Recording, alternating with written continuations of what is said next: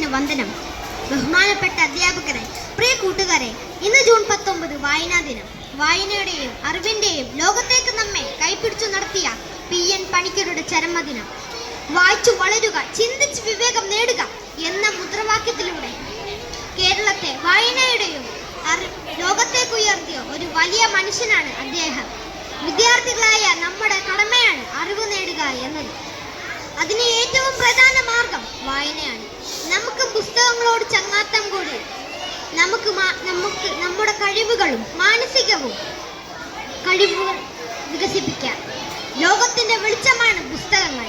ആ വെളിച്ചം കണ്ടുവേണം നമ്മൾ വളരാൻ. എന്നാൽ ഇന്ന് വായന കുറഞ്ഞു വരികയാണ്. നമ്മുടെ പുതിയ തലമുറ മൊബൈലിലും കമ്പ്യൂട്ടറിലുമായി ചുരുങ്ങിപ്പോകുന്നു. വായിച്ചാലും വളരും, വായിച്ചില്ലെങ്കിലും വളരും. വായിച്ചാൽ വിളയും, വായിച്ചില്ലെങ്കിൽ വളയും എന്ന കുഞ്ഞുണ്ണി മാഷിന്റെ വാക്കുകൾ നിങ്ങൾക്ക് മുന്നിൽ സമർപ്പിച്ചുകൊണ്ട് നിർത്തുന്നു. എല്ലാവർക്കും വായനാ ദിനാശംസകൾ. നന്ദി, നമസ്കാരം.